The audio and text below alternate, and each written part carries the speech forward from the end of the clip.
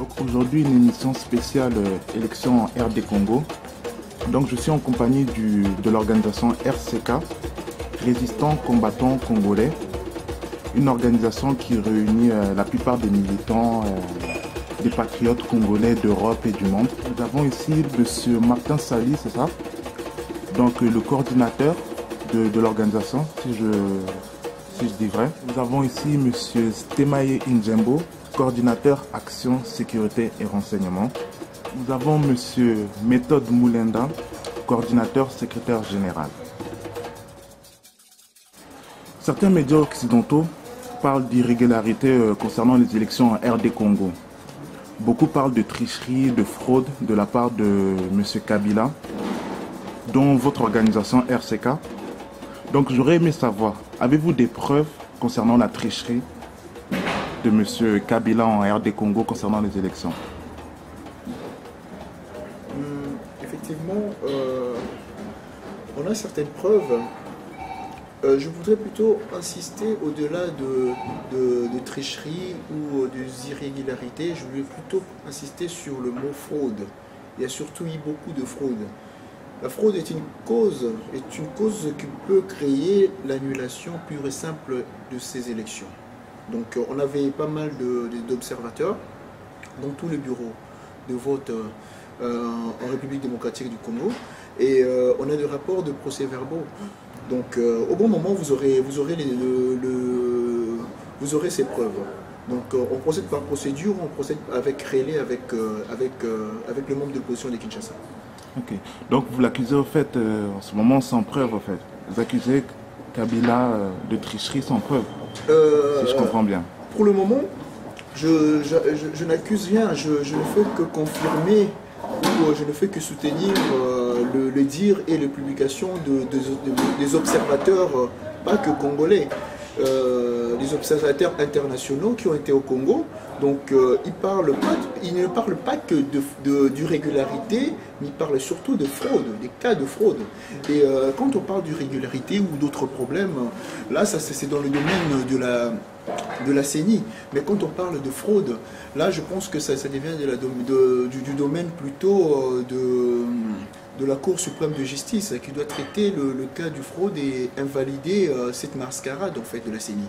Donc pour le moment je ne parle que du comportement de la CENI qui a soi-disant organisé des élections que moi je dis plutôt qu'ils ont organisé une mascarade, mais bientôt ça tournera en leur défaveur parce qu'ils viennent de tomber dans un piège, ils viennent d'ouvrir une boîte de Pandore, donc ils viennent de tomber dans un piège de la démocratie. Et bientôt vous en aurez les preuves. Si on revient un peu sur la tricherie, c'est que je peux dire, la tricherie a commencé dès le début, dès le départ.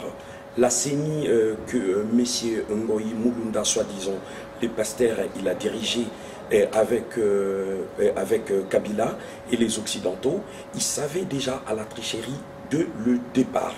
Ils ont triché par rapport, comment ça s'appelle,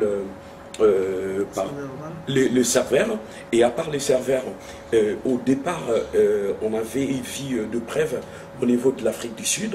Il y avait des palettes, il y avait des tonnes, des millions de bulletins de vote qui étaient remplis par rapport, toujours par rapport à la candidature. Comme quoi c'est Kabila qui était déjà élu dès le départ. Si on voit bien l'Afrique du Sud, comment l'Angola, les Occidentaux, la France, ils étaient déjà pour ça dès le départ. Ils ont triché dès le départ. Ils savaient qu'ils vont faire les mascarades pour montrer à l'opinion internationale et pour montrer au peuple congolais comme quoi il y a des élections. Mais il n'y a pas eu des élections. Nous, RCK, au départ, on était contre les élections, mais on voulait voir où on va aller avec les élections par rapport, parce qu'on savait que Kabila, il va tricher. On était d'accord avec M. Etienne Tshisekedi, on l'a soutenu, on a dit on va aller aux élections pour voir un peu comment ces gens-là, ils vont tricher. Et arriver à la fin, au temps des bulletins de vote, qu'est-ce qui prouve que M. Kabila il a eu plus de voix par rapport à M. Tshisekedi. Il y a tous les opposants politiques, il y a Vital Kamerhe, il y a Kengo Adondo, il y a M. Etienne Tshisekedi, il y a beaucoup de gens qui sont au pays. Ils ont dit c'est M. Etienne Tshisekedi qui a remporté les élections parce que lui, il est élu par le peuple congolais. Donc tout ce qui est là, tout ce qui est tricherie, même si on part à la Cour pénale internationale, la Cour de la justice, on croit qu'il y aura encore des mascarades.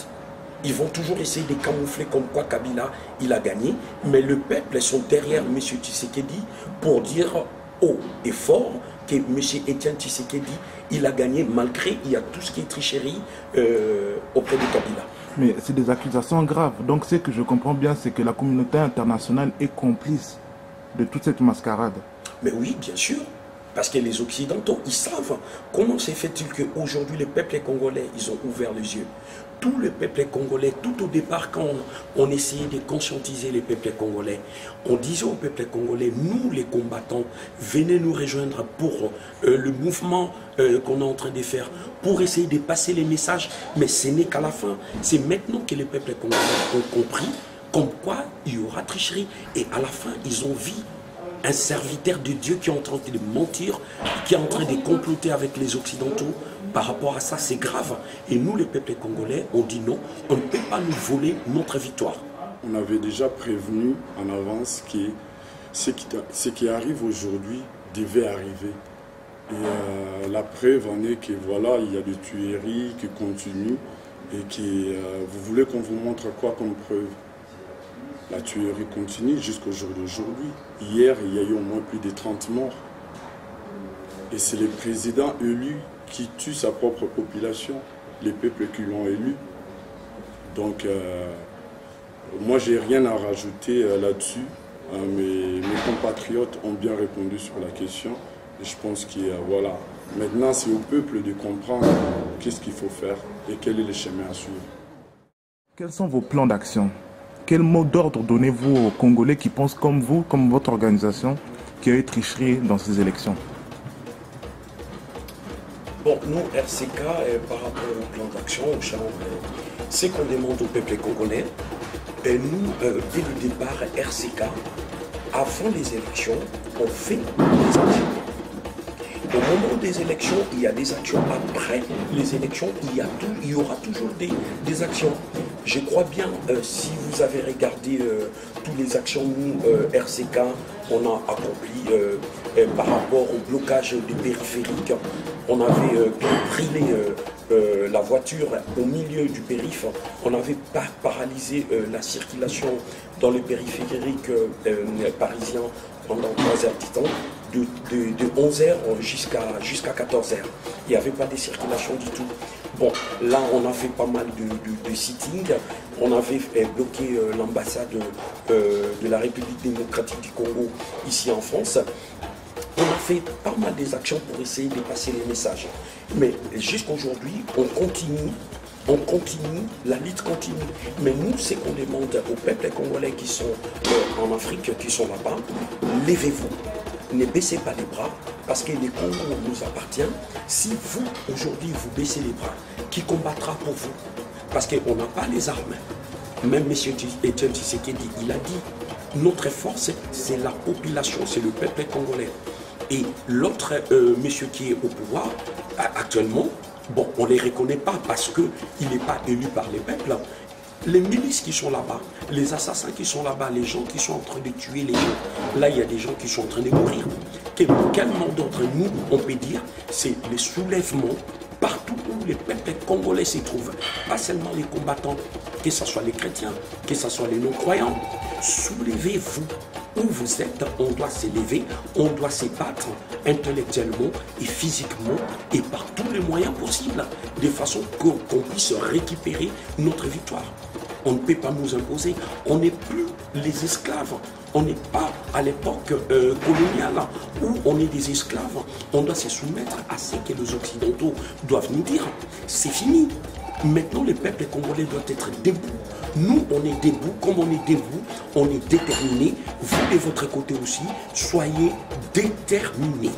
Donc, il faudrait répondre présent à toutes les manifestations, répondre présent aux mobilisations pour les sittings, et répondre présent lorsqu'on ira déposer des mémos, quel que soit l'endroit. Aujourd'hui, la diaspora congolaise est mobilisée de partout. Ça fait exactement 5 jours que nos compatriotes en Belgique sont dans la rue, ils sont en train de faire des manifestations. Organisées ou pas organisées, cette fois-ci, on est dehors. En Suisse, il y a des gens qui manifestent. En Allemagne, de la même façon. Au Canada, vous avez vu le pont qui a été bloqué. En Afrique du Sud, ce n'est plus à montrer ou à démontrer. Le peuple congolais, la diaspora congolaise est mobilisée massivement. Donc vous qui rejoignez, vous qui hésitez encore, ou vous qui nous soutenez moralement, sachez une seule chose, cette fois-ci, on vous demande encore une fois, venez physiquement, soyez présents, dérangeons les Européens, dérangeons ces personnes-là qui nous mettent mal à l'aise, ces personnes-là qui décident de l'avenir de notre pays. Il faudrait qu'on commence à les déranger chez eux. On va commencer à les déranger chez eux pour qu'ils nous permettent de nous laisser tranquilles, parce que nous, actuellement, on ne demande pas à être assistés, on n'est pas des enfants, on ne demande qu'une seule chose, qu'ils ne se mêlent pas de nos affaires, nous, on ne se met pas de leurs affaires. On est un peuple mature, capable de s'accepter. Donc, mes amis, frères, sœurs, amis, pasteurs, venez nombreux rejoindre tous ces mondes, tous ces gens que vous voyez, de mobiliser de partout. Et ça, c'est le mot d'ordre que je pourrais lancer aujourd'hui pour les gens qui hésitent encore. Bandeko nanga tomoni vraiment que problème au Congo et Kotibino Siko. Tant toyaki dernièrement toyaki tolakisa bino vraiment que mutema ya Congo bache yango makila. Donc tomoni siko bo cerner vrai problème ya Congo bo telemi siko yo boye baki tozali sous na besoin ya bato bazana derrière ordinateur te. Tolingi siko tout le monde a vraiment présence physique, tolingi vraiment tout le monde a effectif et gonflé pour na action tout autre remettre en place où tout ça déjà pour préparer. C'est ça les mots d'ordre que j'aimerais bien lancer à toute la diaspora congolaise. Donc si je comprends bien, vous ne reconnaissez pas Kabila en tant que président de la RDC? Premièrement, je vous demanderai de savoir qui est-ce que vous appelez Kabila. Celui-là qui a été élu en tant que président de la République démocratique du Congo. Élu par qui et à quel moment? Parce que moi, je me souviens juste d'une seule chose, que nous ne sommes pas sous un régime monarchique au Congo. Et sauf si je me trompe, on a vu un jeune homme adopté entre parenthèses, parce que s'il a été adopté, il doit nous fournir la preuve de son adoption. Et il a accédé au pouvoir sous le socle, sous la botte de la tyrannie de Rwandais. Et jusqu'à présent, le monsieur, il occupe le Congo, il aide, il facilite la tâche à tous ces étrangers qui occupent le Congo, le Rwanda, l'Ouganda, le Burundi, la Tanzanie, l'Afrique du Sud et dans une certaine mesure l'Angola. Donc actuellement, on a eu connaissance par rapport aux services de renseignement étrangers que les dénommés, il s'appelait en réalité Monsieur Hippolyte Kanambe, fils de Monsieur Adrien Kanambe, qui était un collègue de travail de Monsieur Kabila. Donc là, nous on le reconnaît sous ces noms-là. Il occupe un poste sous un nom d'emprunt. C'est de l'imposture. Et je voudrais lui lancer un message en lui disant qu'il y a son patron en Tanzanie, j'ai oublié son nom, qui demande ses nouvelles parce qu'il est parti avec, il a ramené les fonds journaliers de son métier de taximan. Donc pour le moment, si vous m'appelez, il faudrait l'appeler sur son nom de M. Hippolyte Kanambe. Nom d'usurpation, M. Kabila, Joseph Kabila. Et s'il a été élu, on a le PV qui prouve qu'actuellement, en 2011, la volonté du peuple s'est manifestée en la personne de M. Etienne Tshisekedi Wamolomba. S'il a été élu, on va essayer de confronter le PV. Ce qu'on a demandé à M. le soi-disant pasteur Moïmunda, de faire un décompte, pas province par province, mais de faire un décompte bureau de vote par bureau de vote. Parce qu'à chaque bureau de vote, il y avait des observateurs. Et tous les observateurs ont fait des rapports, ont fait un compte rendu de leur journée. On voudrait qu'ils prennent en compte, plutôt que de faire un décompte par rapport un décompte par région, par province, excusez-moi, d'essayer de faire un décompte par